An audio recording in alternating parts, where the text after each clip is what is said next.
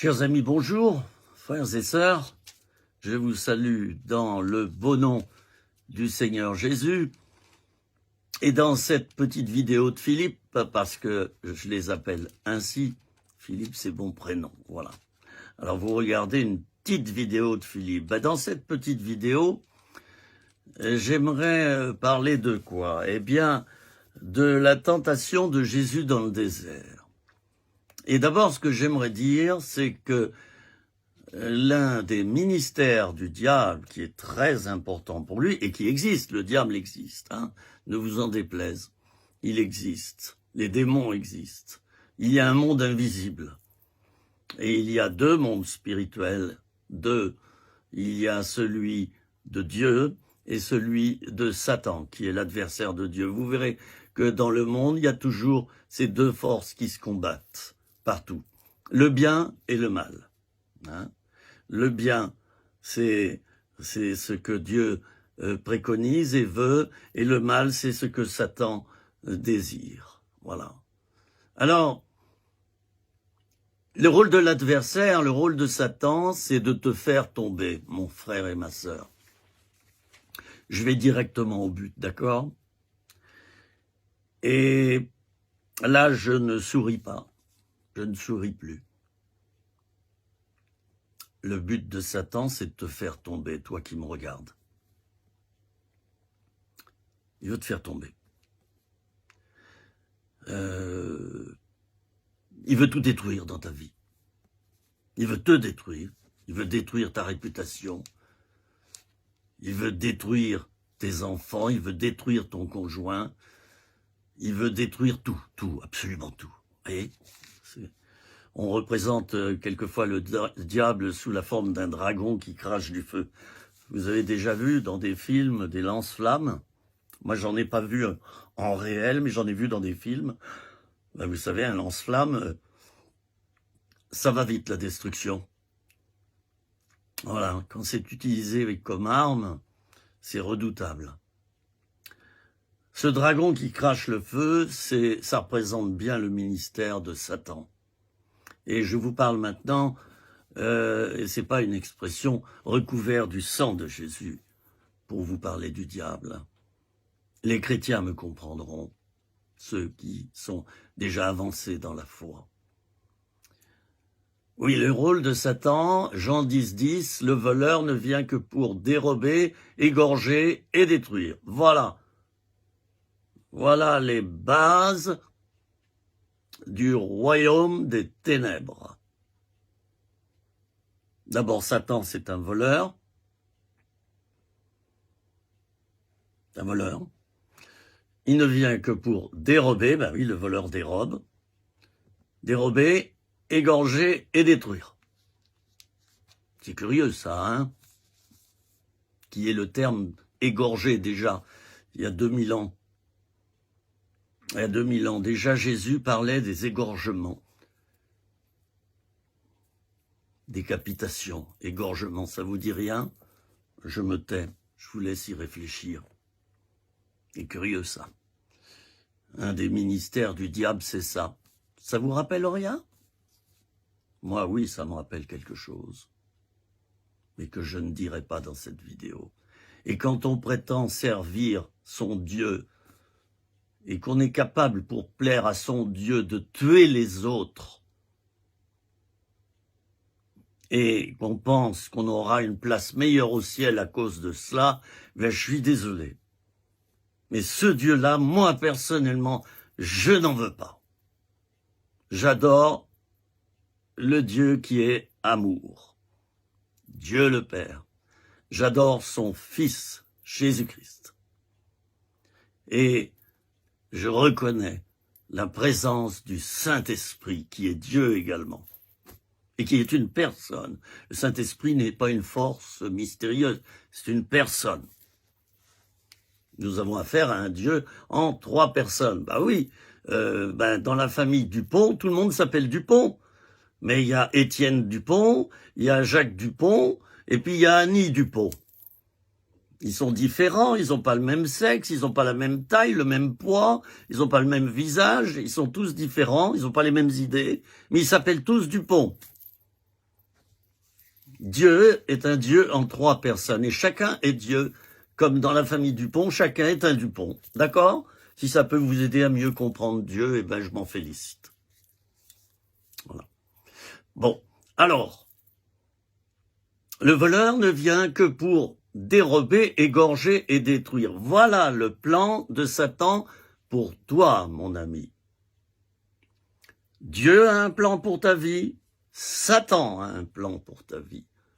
Et le plan de Satan pour ta vie, c'est d'abord que tu ne crois pas en Dieu.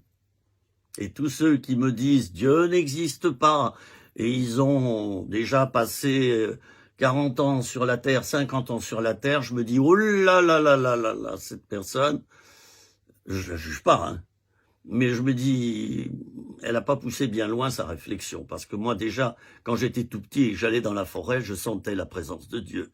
Hein, on sent une présence dans la forêt, dans le silence. Hein, ce silence n'est pas pesant, au contraire, il est léger. Et il y a une présence, il y a une présence.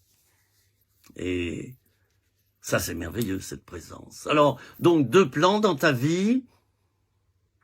Il y a le plan de Satan, il y a le plan de Dieu. Le plan de Satan, c'est de te détruire, c'est de tout bousiller dans ta vie, bousiller, détruire ta famille, hein, je l'ai dit, détruire ta santé, détruire ta réputation, détruire ton métier, détruire tout, absolument tout ce qu'il peut détruire, il cherchera à le détruire. C'est son rôle, c'est sa fonction. Il est comme ça. Moi, j'aime pas Satan. Je dis franchement, j'aime pas Satan et les choses de Satan. Non. Satan enseigne quoi? À faire le mal, à tricher, à voler, piller, dérober, égorger, tuer, détruire, fiche en l'air les choses, diviser. D'ailleurs, on dit diviser pour mieux régner, et c'est juste. Donc Satan, il recherche tout ça. Moi, mon idéal, c'est pas ça. Je sais pas quel est le vôtre. Mon idéal, c'est quoi? Ben, c'est l'amour. Voilà. Et quand Jésus dit « aimez-vous les uns les autres », ben, moi, je suis bien d'accord. Voilà. Tout être humain est mon frère, ma sœur. Et s'il y a une chose en laquelle je crois, c'est bien dans l'amour. D'ailleurs, secrètement, beaucoup de gens croient dans l'amour. Et la définition de Dieu, quand on cherche bien dans la Bible, ben, c'est l'amour. Dieu est amour, dira l'apôtre Jean dans son épître. Dieu est amour. 3 mots. Vous voyez, c'est simple. Dieu est amour et Dieu est la source de tout amour. Ben moi, c'est ça qui me passionne. Le sens de cette vie, est-ce que c'est de se tirer dessus tout le temps? De mal parler les uns des autres, de diviser, de tricher, d'être malhonnête, de puiser dans la caisse? Est-ce que c'est ça le sens de la vie? Est-ce que c'est ça le sens de ta vie? Moi, je veux pas de ça. Non, rien. J'aime pas ça. J'aime bien aimer. J'aime bien construire. J'aime bien me donner. J'aime bien me sacrifier. J'aime bien rayonner quelque chose de positif. Satan rayonne le négatif. Dieu, en Jésus-Christ, au travers de Jésus-Christ, rayonne le positif. C'est lui que j'ai choisi comme maître. Et Jésus dira, nul ne peut servir deux maîtres. T'en sers un ou tu sers l'autre. Mais tu peux pas servir les deux à la fois. On peut pas se dire chrétien et servir Satan en parallèle. Pas possible. Dans quel camp te trouves-tu? Dans celui de Dieu ou dans celui de Satan? Tu vas me dire, mais non, moi, je suis pas dans le camp de Satan. Ah bon? Mais quand sais-tu? Est-ce que tu as mis Dieu en premier dans ta vie? Si tu as mis Dieu en premier et que tu lui obéis et que tu le sers, et que vraiment tu t'es donné à lui, oui, ok, t'es dans le camp de Dieu. Si tu t'es repenti pour tes péchés, si tu es né de nouveau, si tu as reconnu Jésus comme sauveur et Seigneur, tu es dans le camp de Dieu. Voilà. Et si tu le vis vraiment, ça aussi, hein, parce que l'évangile, ça se vit. Ça ne se dit pas d'abord, c'est facile de parler de l'évangile, c'est facile de prêcher. Hein. Le diable sait prêcher. Le diable connaît la Bible mieux que moi. Et les choses de Dieu peut-être mieux que moi.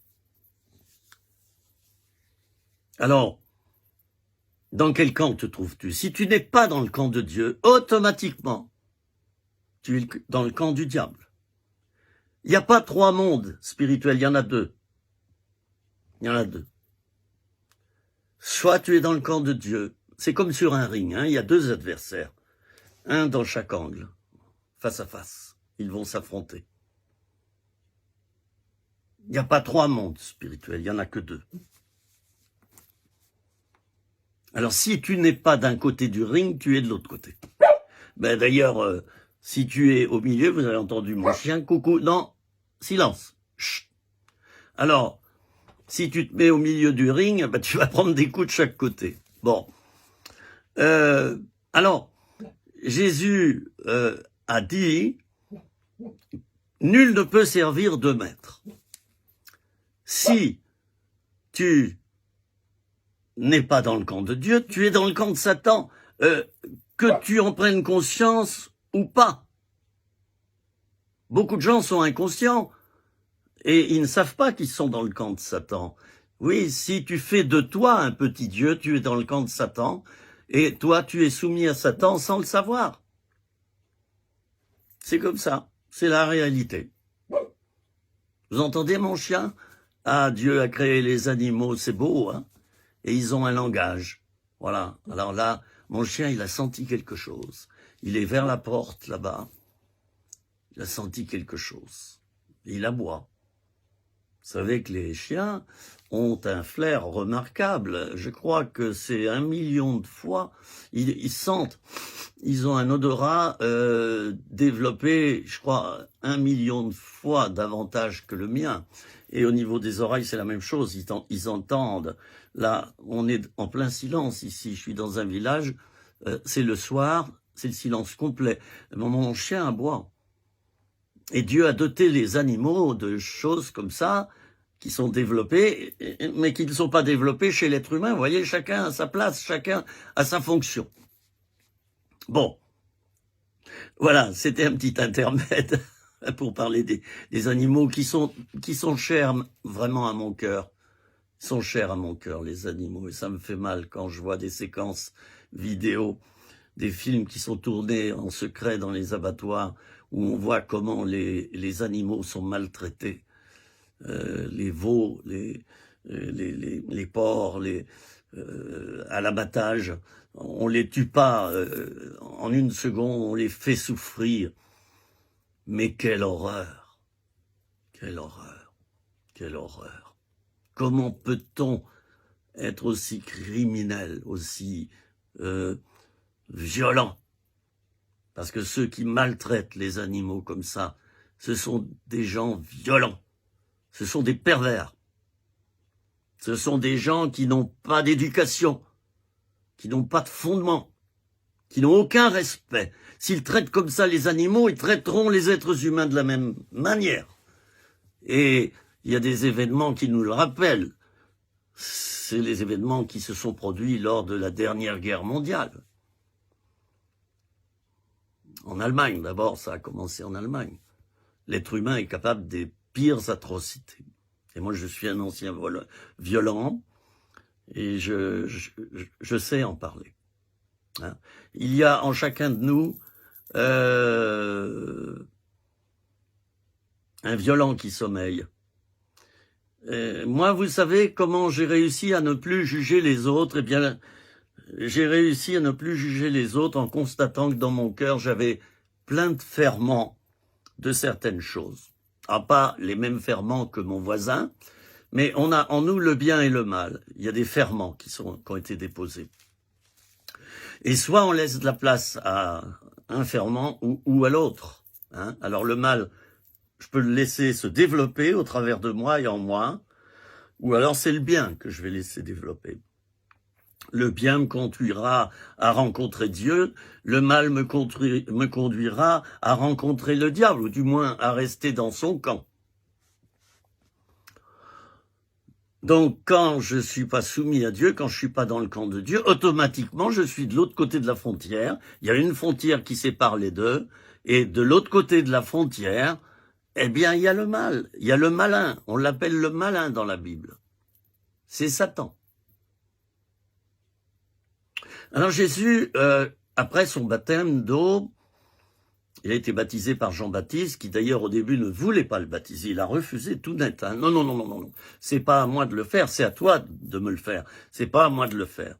Hein. Et Jésus l'a repris et lui a dit, voilà, laisse, il faut que la volonté de Dieu s'accomplisse. Hein. Alors à partir de ce moment-là, Jean-Baptiste a obéi. Mais au début, il voulait pas le baptiser. Hein. Il s'estimait pas capable. Et ça, c'est la condition requise pour servir Dieu.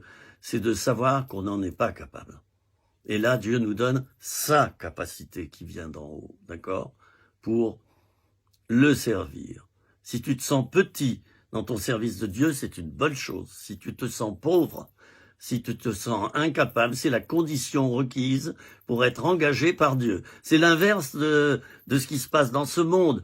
Le CV, plus il est bien rempli, plus tu as fait des hautes études, plus tu as occupé des postes importants, mieux tu seras engagé dans une entreprise. Eh bien, sachez que Dieu, lui, veut utiliser des pauvres en esprit, il veut utiliser des incapables, des hommes et des femmes qui ne sont pas sages. Et c'est cela qu'il va choisir pour confondre les forts. Il choisit des faibles pour confondre les forts, ceux qui se croient forts. Ah oui, peut-être que tu fais de toi un petit Dieu. Si tu fais de toi un petit Dieu, si tu crois d'abord en toi, voilà, moi je suis capable, hein, voilà, puis alors tu alignes les choses devant les gens, ben tu crois en toi, mais tu es quoi? Un minus, t'es pas grand-chose. Hein, t'es une petite fourmi, tu te prends pour qui? Tu te prends pour Dieu. Voilà. Ça, c'est un piège. L'homme qui croit d'abord en lui. Il faut croire en soi, mais en deuxième. Moi, je crois d'abord en Dieu et ensuite je crois en moi. Ben oui, il faut croire en soi, bien sûr. Parce que si on ne croit pas en soi, hein, ben on se déteste, on s'infériorise et c'est pas bon.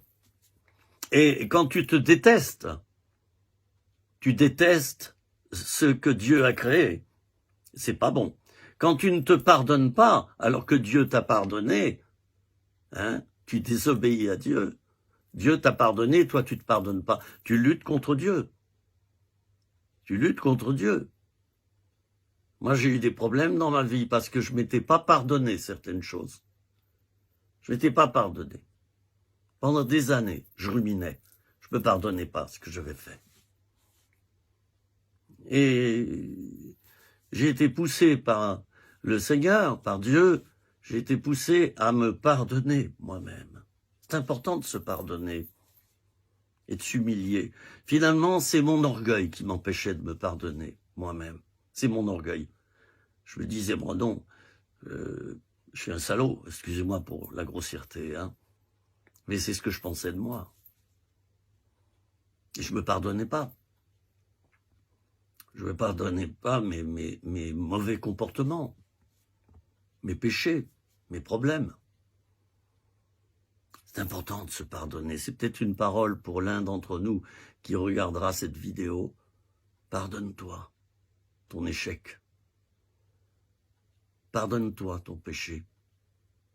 Si tu as commis quelque chose de monstrueux dans ta vie, si ça m'est arrivé, pardonne-toi.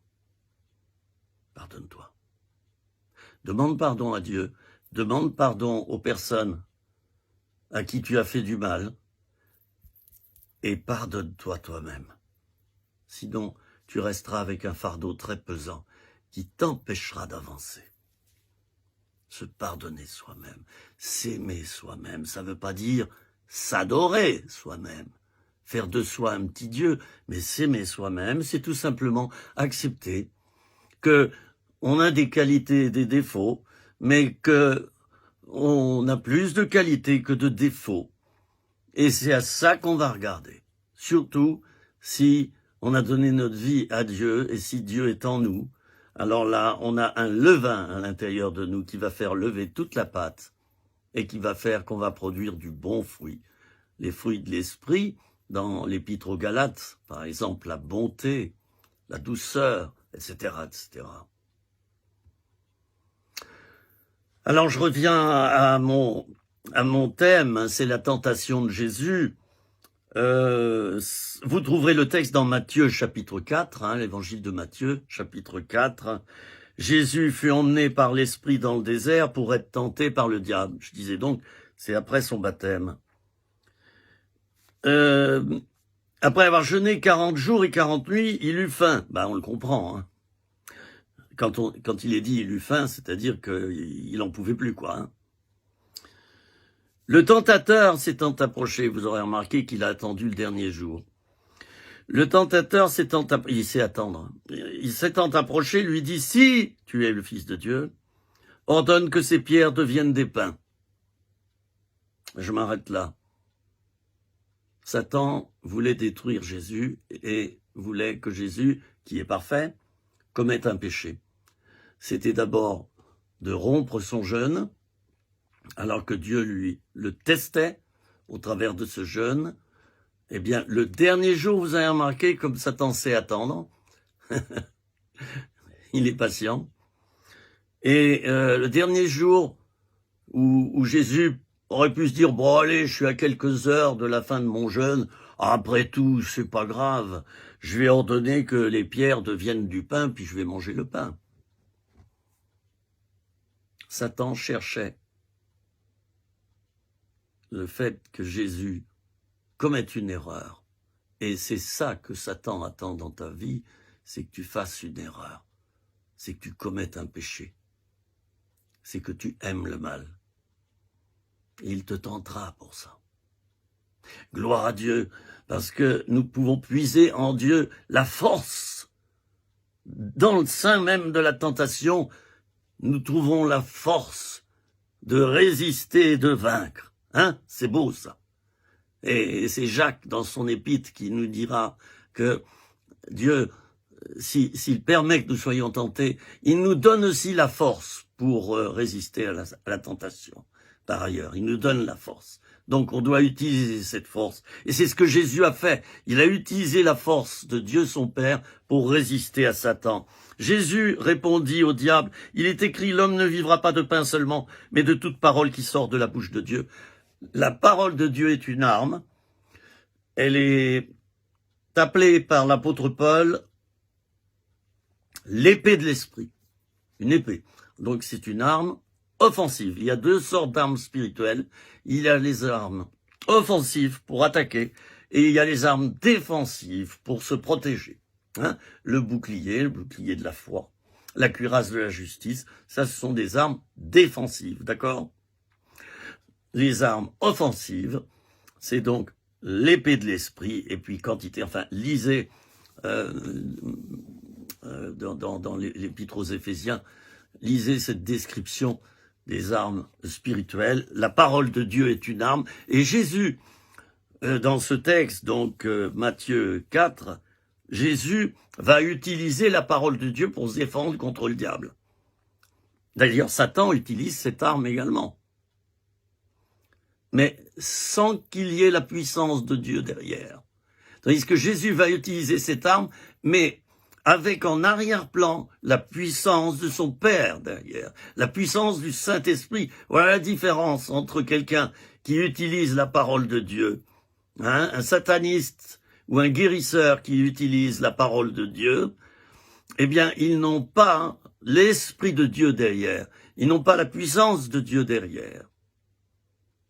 Et on reconnaît le chrétien au fait qu'il utilise la parole de Dieu, mais je dirais que le carburant, l'essence qu'il y a dans cette parole, elle est donnée par l'Esprit de Dieu. Alors, quand Jésus répond au diable par un verset biblique, je vous assure que là, Satan prend une sérieuse claque, parce qu'il y a la puissance derrière.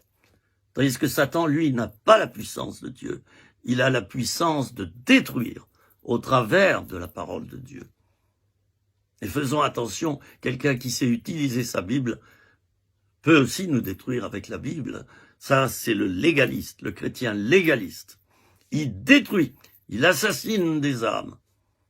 Il utilise la parole de Dieu façon diable. D'ailleurs, il y a une recette Hein, on appelle ça un plat accompagné à la diable, hein, une sauce diable, hein, ça porte. Vous voyez, même dans la cuisine, on utilise ce nom.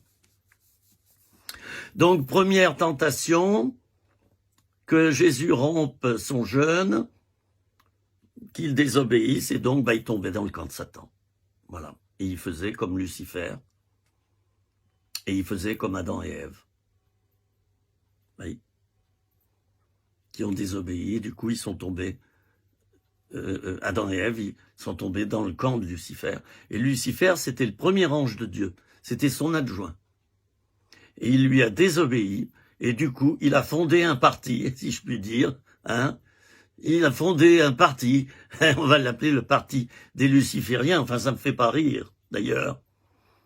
Ça me fait pas rire, parce que le but de ce parti, c'est de tout détruire. Et on le voit agir en ce moment sur toute la planète Terre. Tout passe à la moulinette. Et la planète Terre va s'auto-détruire un jour. Mais il y a quelqu'un derrière ça. Il y a Satan. Alors, deuxième chose, le diable transporta Jésus. Vous voyez, vous vous rendez compte que c'est le diable qui a transporté Jésus. Vous vous rendez compte? Je lis le texte, relisez avec moi, hein, verset 5. Le diable le transporta dans la ville sainte, Jérusalem, et le plaça sur le haut du temple. Il lui dit, si tu es fils de Dieu, voyez, si tu es fils de Dieu, le diable cherchait à introduire le doute. Le doute. Comme à la croix de Golgotha. Si tu es le fils de Dieu, descends de ta croix. Vous avez remarqué le parallèle? Satan cherche quoi? Que tu doutes de Dieu et que tu dises il n'existe pas. Voilà. Voilà son rôle, voilà son ministère. Je n'aime pas ce ministère. Je n'aime pas ce ministère. J'exècre ce ministère. Personnellement, j'ai fait mon choix à l'âge de 20 ans. Et j'ai décidé que je suivrais Dieu et non pas Satan. Encore une fois, je le dis, il y a deux maîtres. Il y a Dieu et il y a Satan. Si tu choisis pas Dieu comme maître, tu es automatiquement dans le camp de Satan, que tu le saches ou non. Que tu t'en rendes compte ou non. Que tu en sois conscient ou non. Et ça, c'est important. Je te l'aurais dit, tu es libre de pas me croire. Bien sûr, tu es libre. Mais c'est ta responsabilité. Maintenant, tu es prévenu. Hein? Tu es prévenu. Je te l'aurais dit. Je te l'aurais dit. Alors le diable lui dit, si tu es le fils de Dieu, jette-toi en bas, car il est écrit. Voilà, le diable réutilise la parole de Dieu. C'est pour ça que je me méfie toujours quand il y a des chrétiens qui me parlent beaucoup avec la parole de Dieu, mais où je sens que la parole de Dieu, dans ce cas-là, elle me détruit, elle me fait du mal. Je me sens mal tout à coup, j'ai un malaise. Je me dis, oh, ça, je ne sais pas si ça vient de Dieu ou de l'autre. Hein. Méfions-nous. Les disciples disaient, enfin un des apôtres a dit, éprouvez les esprits pour savoir s'ils viennent de Dieu. Et en ce moment de nos jours, je vais dater cette vidéo, nous sommes donc à la mi-octobre 2020, et bien plus que jamais là, il y a deux camps qui sont en train de se séparer très distinctement. Le camp de Dieu, le camp des chrétiens qui appartiennent à Dieu, et le camp de Satan. Et dans le camp de Satan, il y a les chrétiens qui sont remplis de religiosité, de choses pieuses, mais qui n'adorent pas Dieu lui-même. Ils sont dans le camp de Satan, ces chrétiens. Ils ne le savent pas. Il y a la parabole des vierges folles et des vierges sages qui nous l'enseignent. Hein? Mais oui, la moitié de ces vierges, qui étaient des femmes consacrées à Dieu, encore une fois, elles étaient dans le temple, donc on pourrait dire maintenant, dans l'église, elles priaient. Hein. Il y en a 5 qui n'ont pas pu être sauvés. 5 qui ont toqué à la porte ensuite et c'était trop tard. Je ne vous connais pas, leur dit le maître. Je ne vous connais pas. Est-ce que Dieu te connaît? Est-ce que toi tu le connais? Est-ce que tu l'as rencontré? Est-ce qu'il t'a rencontré? Ou bien alors tu suis une religion, t'as reçu quelques petites gouttes d'eau quand t'étais bébé là sur le front, pchit pchit pchit. et tu te dis chrétien. Mais qu'est-ce que c'est que ça? T'as la carte du parti, c'est ça? T'es un adhérent, t'es tout, c'est tout. T'es pas forcément un chrétien. Le chrétien, c'est celui qui pratique la parole de Dieu, il prie tous les jours, il lit sa Bible, il s'engage et il sert Dieu. Ça, c'est le chrétien. Il est christocentré, je l'ai déjà dit. Alors je reviens à mon texte. Que cherchait Satan là?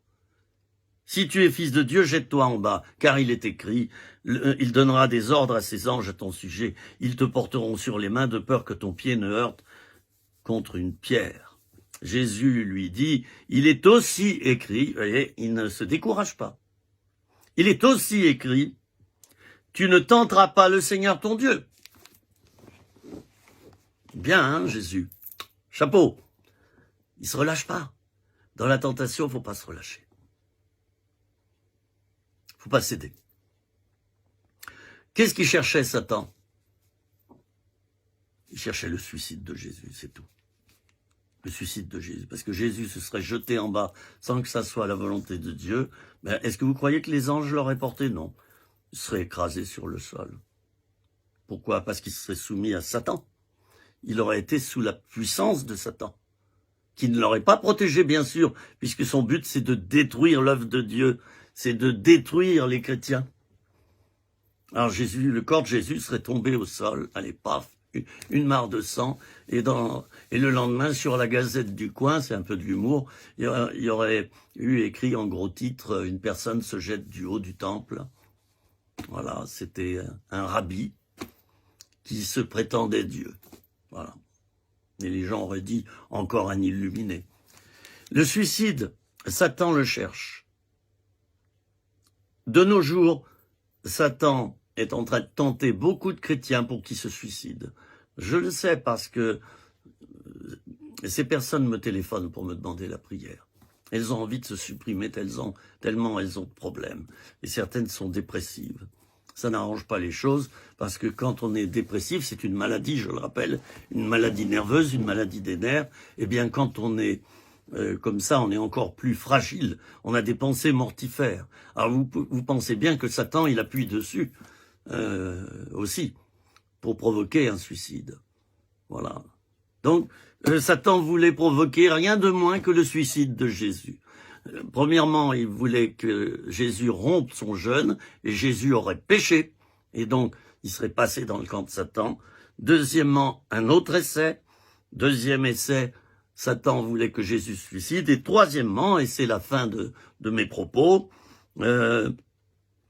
le diable, verset 8, le diable transporta encore sur une montagne très élevée, lui montra tous les royaumes du monde et leur gloire, et il lui dit, je te donnerai toutes ces choses si tu te prosternes et m'adores. Ah, là, Satan, il dévoile son plan.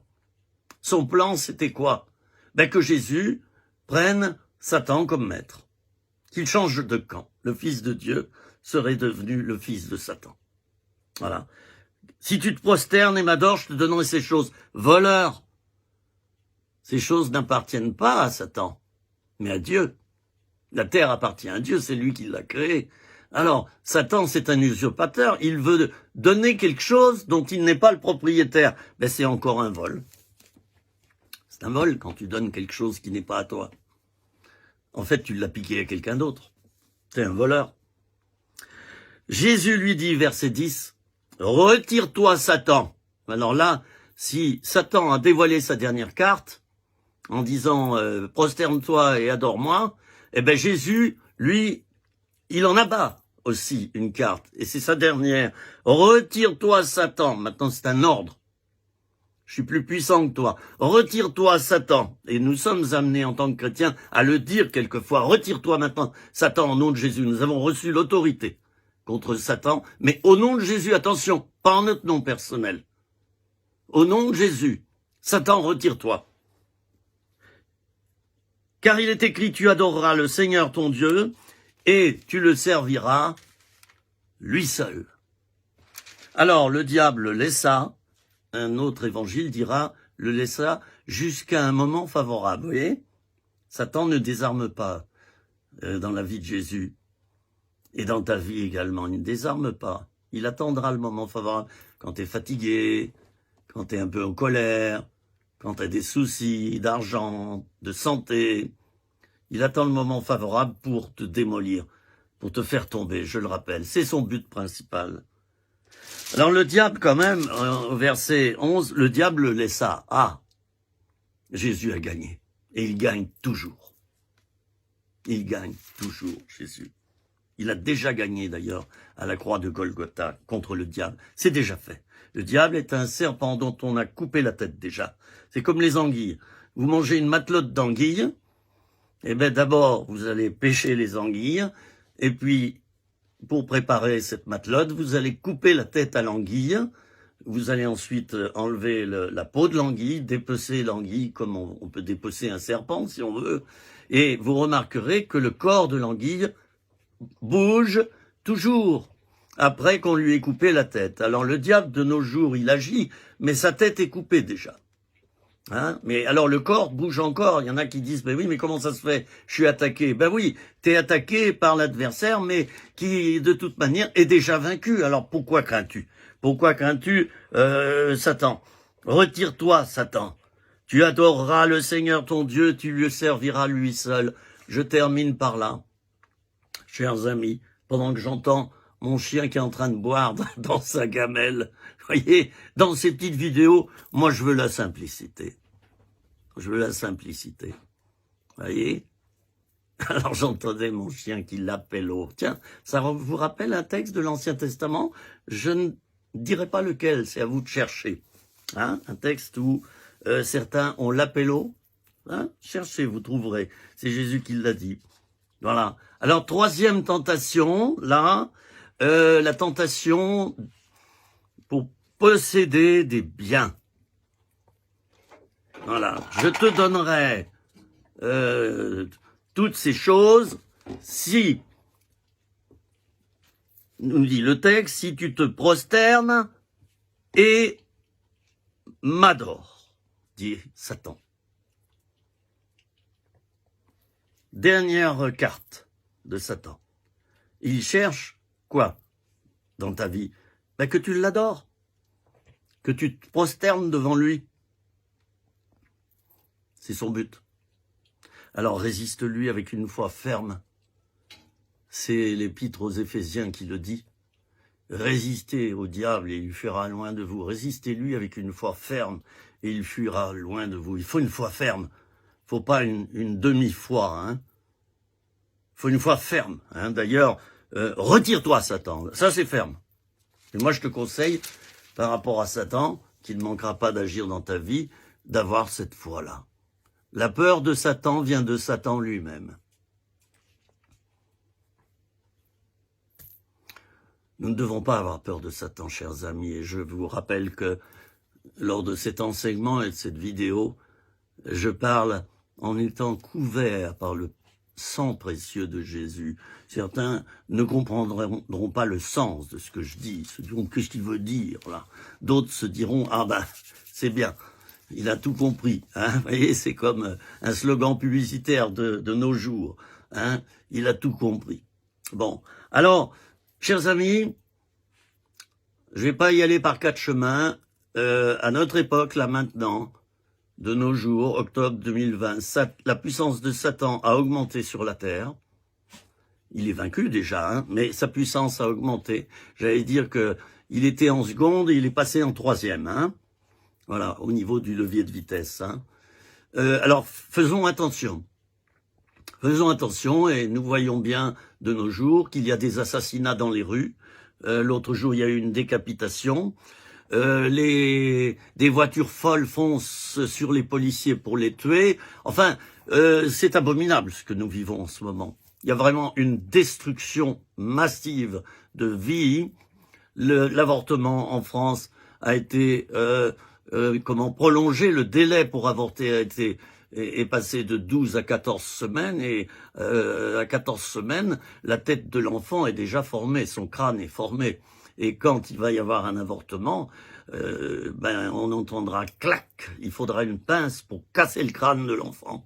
C'est quoi si ce n'est un assassinat? C'est un assassinat. C'est un assassinat. Bien sûr que au niveau de l'avortement, il y a certaines exceptions. Hein, et quand il y a eu viol ou quoi, bon, je le sais. Mais les avortements de convenance, moi je suis pas du tout d'accord. J'ai 6 enfants et j'ai 9 petits-enfants. Je sais ce que c'est qu'un enfant, d'accord? Je sais ce que c'est. Et j'en ai conçu moi-même 6. Voilà. Je peux en parler de l'avortement. Ne vous en déplaise, messieurs et mesdames. L'avortement, c'est la suppression d'une vie humaine.